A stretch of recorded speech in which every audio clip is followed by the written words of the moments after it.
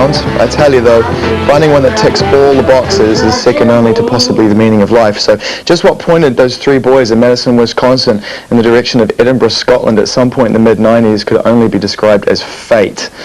Something that you all have made the most of for 8 very successful years as garbage. Oh, the irony in that name. And we're going to have some fun today because we're going to embark on our 6th journey under the influence, and you all out there will learn a very important lesson over the course of this show. Free your mind and your ass will follow. Hello, Shirley. That's not quite what I expected you to say there.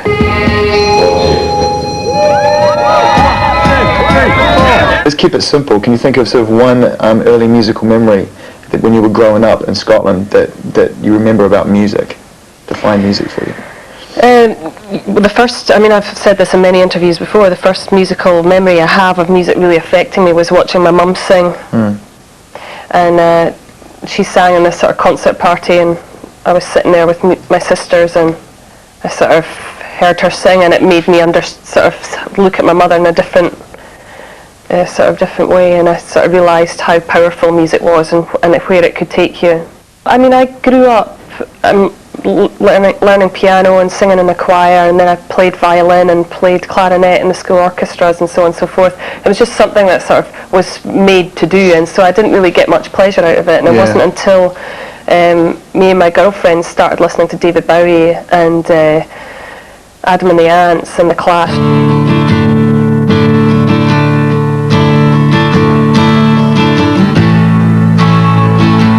One band that definitely has sort of walked away and found a passion in their music outside of the whole commercial stress that follows from successful record and stuff is Radiohead.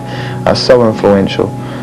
You know, probably I think the most influential modern band of the last 5 years, definitely. Would you agree with that? Yeah, I would say so. Yeah, I mean, I love Radiohead for a million different reasons. I mean, because they do cut against the grain a lot of the time, and they try to confound expectations, and I just love their records. I didn't like their last record so much, but... I was going to ask you about Kid A and Amnesiac, because both of them are very unapologetic in the way that they push their fans and their sort of perception of what Radiohead is to the limit. Do you know what I mean? Do you miss the songs that Radiohead write? No, I don't miss the songs so much. I miss hearing their voices, and I mean that in music terms, as in I miss hearing Tom really sing, and I miss Johnny playing guitar, because to me in a way they were given these amazing, incredible gifts that set them apart from other human beings. And in a way, you know, when they sort of deliberately thwart that instinct in themselves, then I don't necessarily know if I respond to it in the same way, but who gives a shit what I think? I mean, they're doing what they want, and that's what makes it incredible. I liked Amnesiac quite a bit. I didn't really like Kid A. I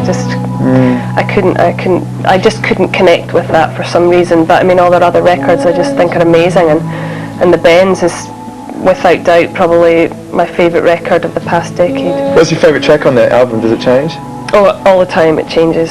I see, I've had one pretty much the whole way through. I think Black Star would have to be my favourite song on that record. Yeah, I love Black Star. And it just stays with me the whole way, even though beautiful melody though. I mean, that's maybe the most beautiful melody on the record. But I love Fake Plastic Trees too.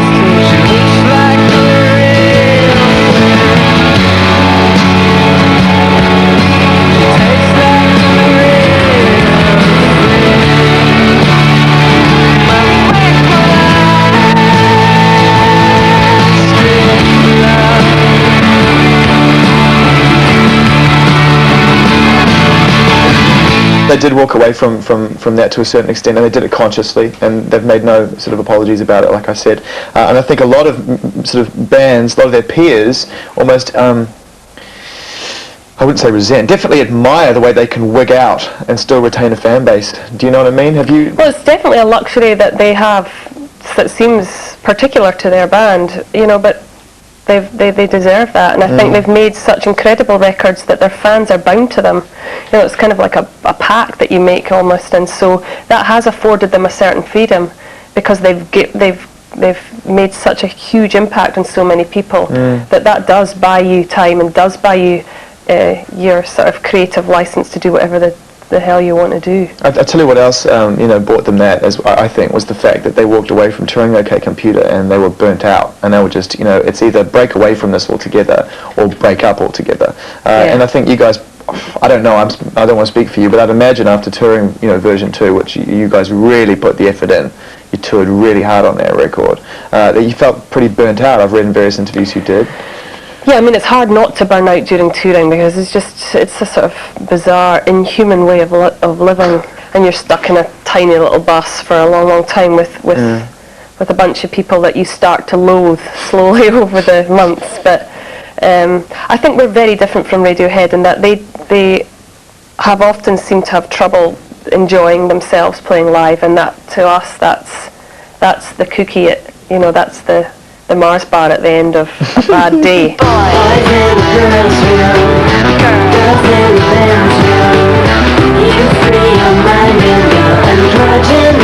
The only reason I'm in a band is to play live. It's not to make records, it's not to make great grand statements, it's not to go down in history or anything.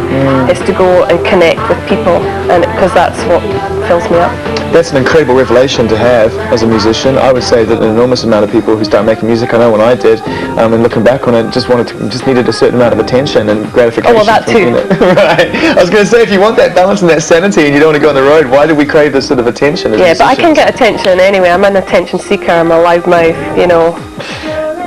loudmouth girl. I mean, I can do that and have done since I was a kid. But the connection with people is a little more difficult to come by. Me, I'm super fly, super duper fly, super duper fly. I can't think of too many female artists, perhaps with the exception of yourself, because I do remember being fairly besotted with you when I first saw Val. But it made such an incredible impact, straight up, a very immediate impact. Missy Elliott is just incredible. I just think she's amazing. I mean, what is it about her for you? I could go on about it, but... Well, I mean, aside from the fact that she's an incredible singer, an incredible writer, and producer, I think she's an amazing person, and she's got a very unique personality, and the way she puts herself across. She's different, and I love that. The coolest thing I think is the fact that she gets away with the craziest shit, right? And most people who get away with that kind of stuff have to keep a very straight face. The straight face philosophy, whereby you could walk around in bowling shoes and stovepipes and like a baggy hoodie, as long as you keep a straight face, it's fine. What?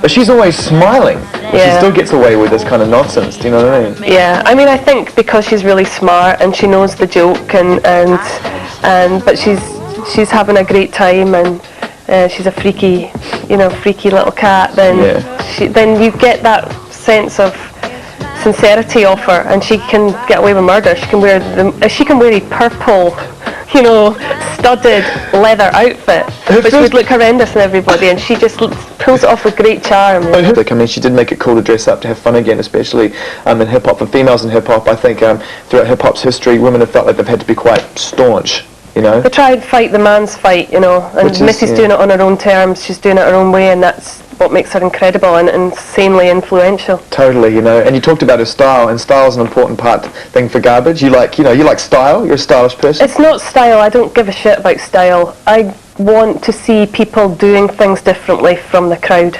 It doesn't have to be stylish. It's just got to be different. I don't want to look at an army of one. I like people all dressed the same, talking the same, walking the same, whatever.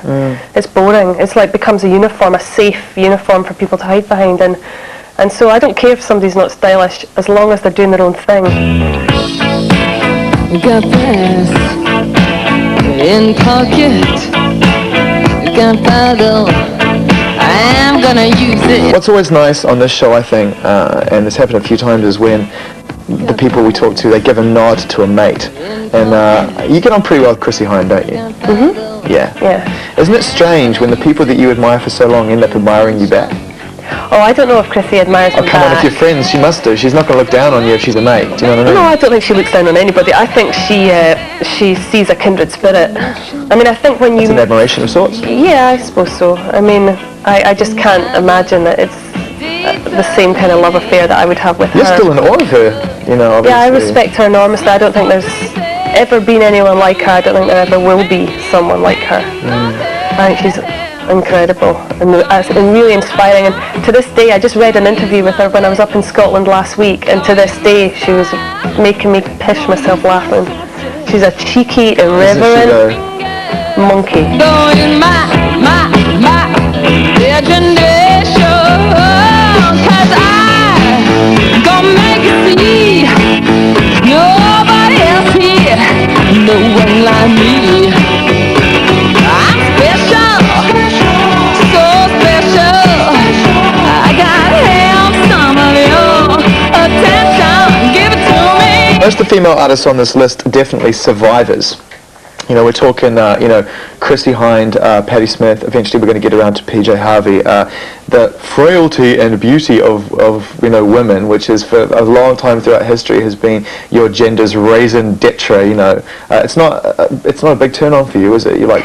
It's not so much that it's not a big turn on for me, because I love beautiful and frail women. I mean, I really love that. But in my musicians, I want them to be like superheroes. Yeah. And if you're frail and you're beautiful, usually you don't make a great superhero. I want to find myself, some artists to align myself with who are larger than life, who are fantasy figures, who can fight the fight, on human terms, not just, on their, they're not stuck and thwarted by their sexuality.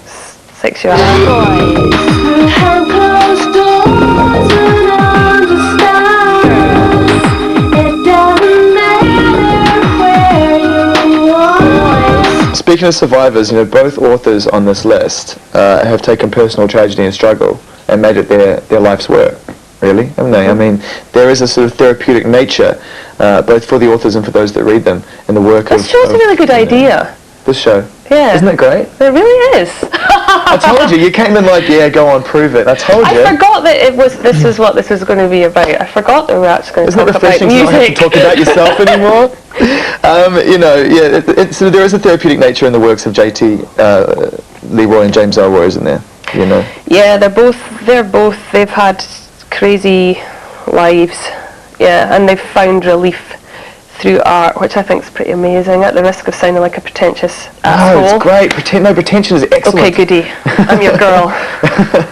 And I don't want to get into this because it's not my business and this isn't hard copy, but you are an advocate of therapy, aren't you, in terms of getting your point, what's in you out? I'm an advocate of anybody finding out what's the best way to heal themselves one way or another. I don't think it's the same for everybody. I think it's different.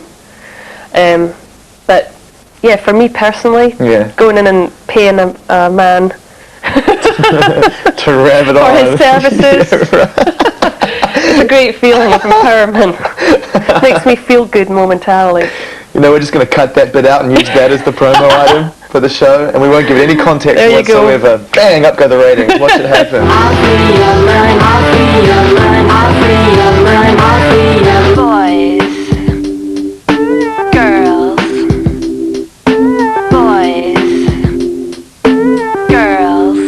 Do you find music therapeutic? Oh God, yeah, absolutely. Yeah, that's my drug of choice. Well, this was, writing was the drug of choice of James Elroy, and most will be familiar with his work through LA Confidential, and I guess through the blockbuster movie that was made out of it, which is good for him and his bank balance. But J.T. Leroy is probably a little bit more of a mystery. So, do you think, gush away? Well, both authors, I suppose, I deal with the real brutality of living, and I love that. I sort of think, ever since I was really young and I read Catcher in the Rye and Holden Caulfield went on about phonies, and that line I totally identified with. All my life I've felt this sort of awareness of how people don't really say what they want to say. They don't really discuss anything that might be unsavoury, and so on and so forth, and it's always really enraged me. I don't know why. I mean, it's totally my problem. But therefore, when I find artists who are sort of realists, I suppose, I really respond to it. I just feel that they're telling it how it is. They're telling me how it is, whether I like it or not, whether it's distasteful or not, whether it makes me upset to read it or whatever. For some reason, I find some kind of relief in it, some kind of there's some honesty there.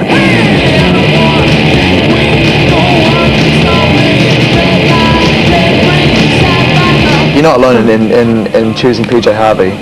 You know, humbling, man, humbling. And I'm not just talking about you. I'm talking about me and everyone. Yeah. She is just humbling. Do you know what I mean? Just the bomb. Such a twisted and varied journey that she's taken. Again, brutally honest. We come back to that whole honesty thread throughout this whole show. Do you have a favourite period of PJ Harvey's music? Because it literally is defined. Every period of PJ I have adored. To be honest, I think she's influenced by all the people I'm influenced by. So I can hear that in her music, and it just bonds me to her desperately. I mean, I love everything that she has ever done. I think is incredible. Except maybe the record she did with John Parrish. I wasn't so keen on that, but I just think she's amazing. A great singer, and I think she's truly a blues artist. I mean, she can sing the blues, and a white chick, most can't do that. I agree entirely. I think that's... And she does it in a really unique way too. So she's just... oh gosh, she just walks that fine line between very, very strong, but also you just fragile. feel like she's just about to crumble any minute, and that's such a difficult line to walk.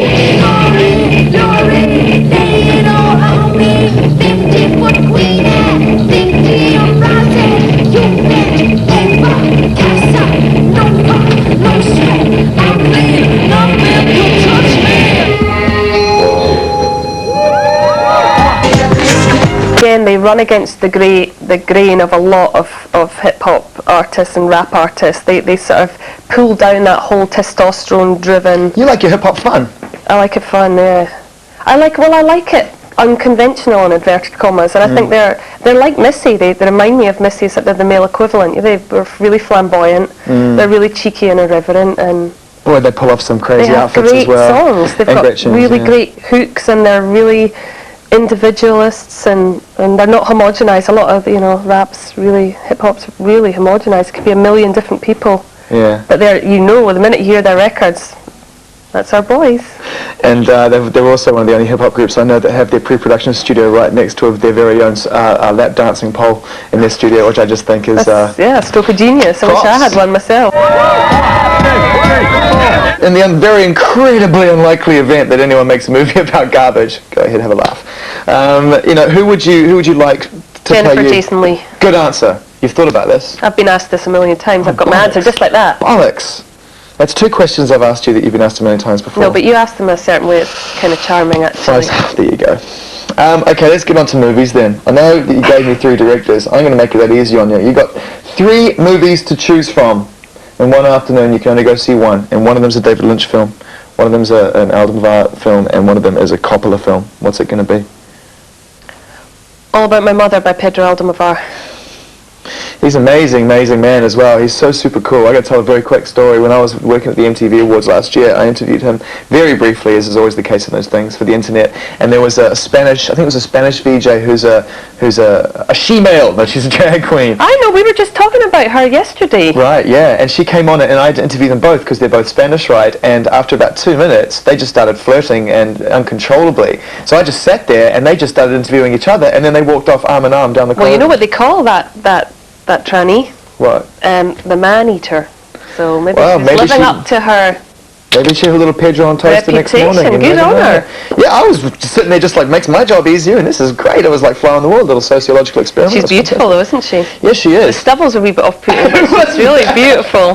It was really, really disconcerting. I felt myself distracted yet strangely disturbed at the same time. These are 3 directors, can you that you've chosen. Can you see a common thread between these three people? Yeah, I suppose so. I mean, it's the same old.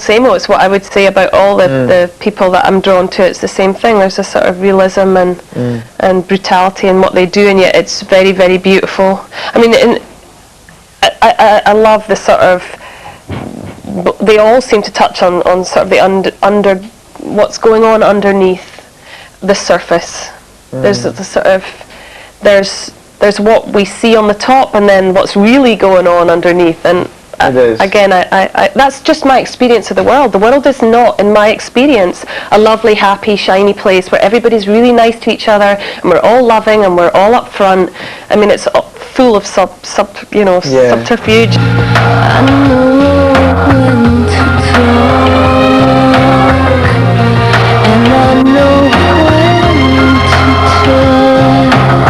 Are you proud to this day of doing the Bond theme? Are you proud of that? Yeah, I am proud of that, I suppose.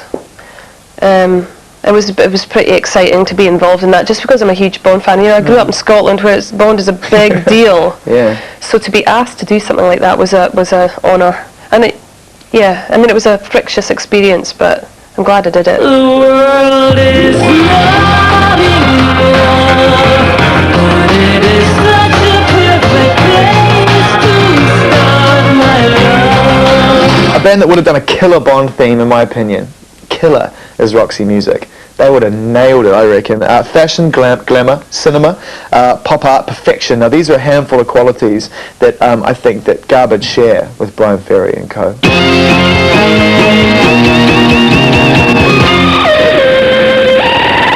Well, Roxy Music, I mean, when I was choosing all this for this show, I tried to pick bands that I knew the band was into rather than just me. So, although I wasn't a huge fan of Roxy Music, the band are fanatics, and Butch, our drummer, was the head of the Madison, Wisconsin Roxy Music fan club, and still is to this day. Shut up! I'm serious. Really? Yeah, and yeah, they're big fans. See, here she comes, see what I mean. CPL 593. I could talk myself to that.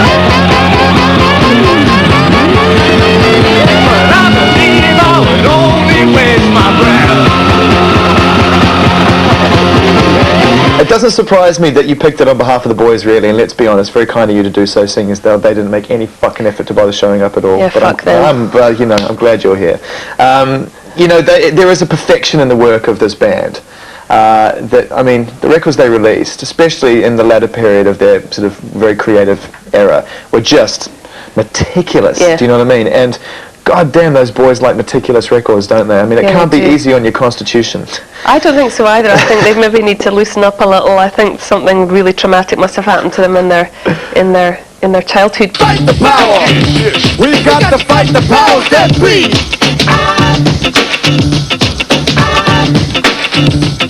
Normally it would take one hell of a segue, some serious segue, to get from Roxy Music to Public Enemy. I knew you were going to say Public Enemy.